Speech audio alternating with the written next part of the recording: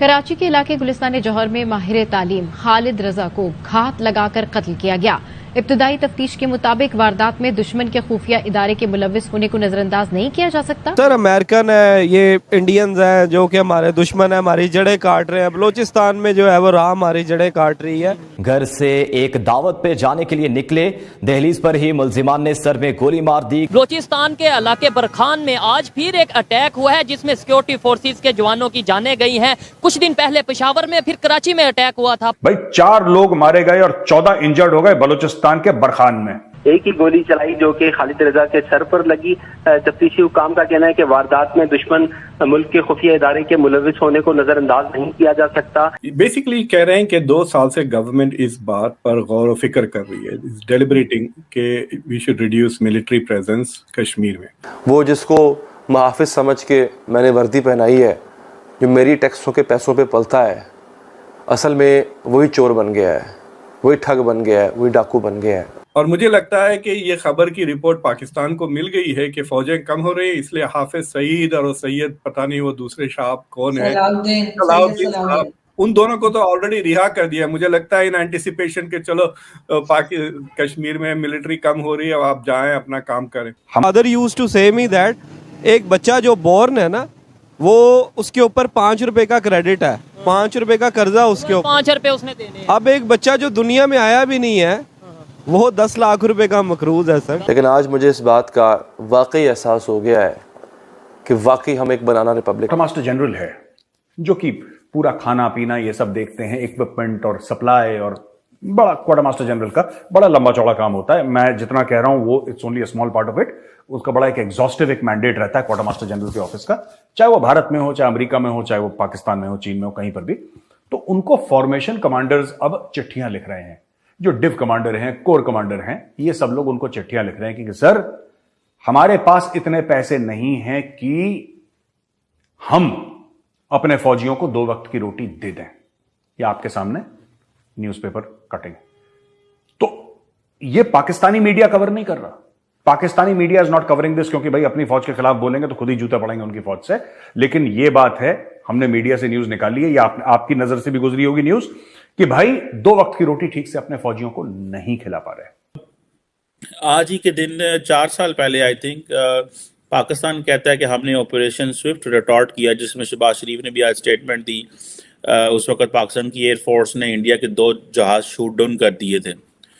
India के 2 जहाज shoot down करने से पहले जो इंडिया ने अटैक किया था अब्रे साहब, उसको इंटरनेशनल कम्युनिटी ने लेजिटिमाइज करार दिया था।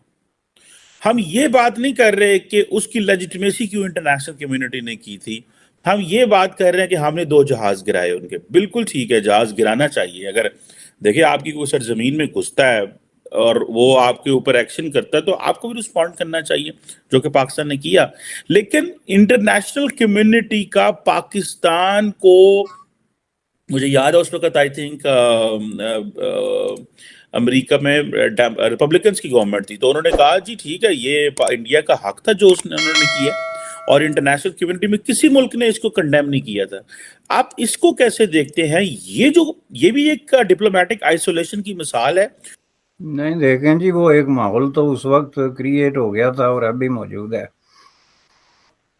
कि आप जो है वो जहाँ से आप समझते हैं कि आपके खिलाफ कोई मिलिटेंसी की कोई कार्रवाई हो रही है, या जहाँ पे कोई इस तरह के लोगों को ट्रेन किया जा रहा है, शेल्टर दिया जा रहा है, उसके खिलाफ जो प्रीएम्प्टिव स्ट्राइक का राइट है, जो कि जाहिर है कि एक यूनाइटेड नेशन में भी डिस्कस हुआ, और स्पेसिफिकली जो यूनाइटेड स्टेट ऑफ अमेरिका ने उसको प्रैक्टिकली एक्सरसाइज किया मुख्तलिफ जगहों पे, तो वो एक ऐसा माहौल बन गया था कि उसमें कोई भी वेस्टर्न पावर जो है वो इंडिया के इस एक्ट को या एक्शन को कंडेम नहीं कर सकती थी, क्योंकि उस सूरत में उनके अपनी ये पूरा जो एक थ्योरी उन्होंने क्रिएट की थी, एक बयानिया कह लें चलें, स्ट्राइक्स के हवाले से और प्रीएम्प्टिव स्ट्राइक के हवाले से। और इंडिया का जाहिर है ये क्लियर किस्म का मौक़िफ़ था कि जी ये हमारे ख़िलाफ़ यहाँ पे मिलिटेंट ट्रेन हो रहे थे, तो हमने उनकी जो फैसिलिटी है उसको डिसमेंटल किया। हमने कोई पाकिस्तान पे हमला नहीं किया, एक टारगेटेड किस्म की फैसिलिटी है। और उस वक्त माहौल ये था कि आप कहीं भी इस तरह की टारगेटेड फैसिलिटी जो है उसको तबाह कर देते। इवन शहर लाहौर में आके या किसी इस तरह की जगह पे फिर भी किसी ने उसको कंडेम नहीं करना था। अब भी माहौल तकरीबन वही है। लेकिन ये बात जो है वो बहुत सारे पाकिस्तान के पॉलिसी सायाज लोगों की समझ में नहीं आती। दूसरा, ये कज़िया जो सारा चल रहा था, ये चल रहा था पाकिस्तान ज़ेर इंतज़ाम कश्मीर की मुख्तलिफ जगहों पे जहाँ पे इंडिया इन हुआ। वो उस वाक़े के बाद फिर उन्होंने कहा था कि हमने एक ऑन ग्राउंड ऑपरेशन किया जहाँ हमने अंदर घुस के इतने लोग मार दिए।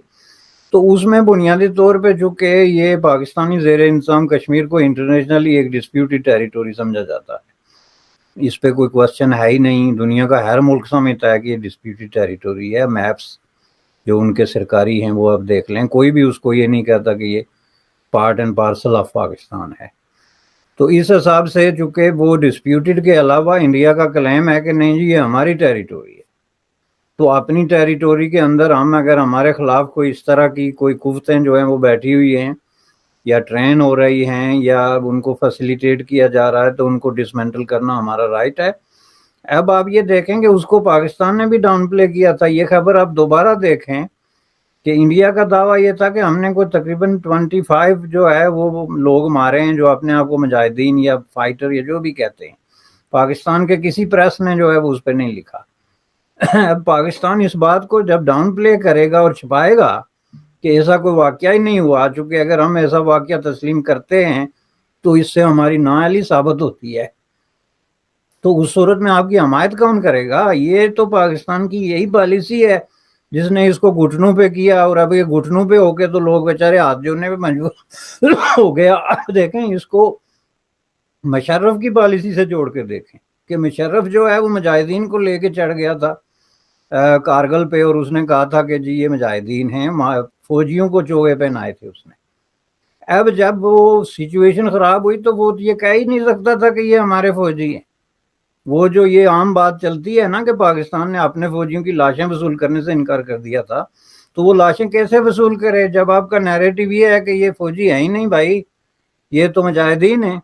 अब बिल्कुल इसी तरह कश्मीर में जब आप ये कहते हैं कि यहाँ कोई ना फैसिलिटी है, ना अड्डा है, ना ट्रेनिंग सेंटर है, तो इंडिया जो है वो टहलता हुआ आके वहाँ 20-25 बंदे मार दे, तो आप कैसे दुनिया को बताएंगे कि नहीं जी इन्होंने कोई इंटरवेंशन किया, बंदे मारे हैं? आप कहते हो बंदे ही नहीं है। ऐसी तो कोई आदमी एग्जिस्ट ही नहीं करता, तो मरता तो वो है ना जो एग्जिस्ट करता है। पाकिस्तान के अस्पताल में इंसुलिन खत्म, डिस्प्रिन खत्म, मेडिसिन खत्म। लोग कह रहे हैं ऑपरेशन के बाद पोस्ट ऑपरेटिव केयर होती है, उसके लिए दवाई नहीं है। बहुत बड़ा वहां पे एक इमरजेंसी हो गई है, क्योंकि भारत ने बोला चलो तुमने सारी ट्रेड बंद कर दी, तुम दवाई ले लो। अब ये क्या है कि जो भारत से दवाई जा रही है ना, ये उसके भी पैसे नहीं दे रहे। अब यार जो भारत में जो मैन्युफैक्चरर है या सप्लायर है, होलसेलर है, वो कहता है साहब हम आपको दवाई देंगे, हमें स्पेशल परमिशन मिल गई इंडियन गवर्नमेंट से कि हम पाकिस्तान कम से कम दवाइयां भेज सकते हैं। ठीक है, लेकिन इसके पैसे तो दोगे ना आप यार।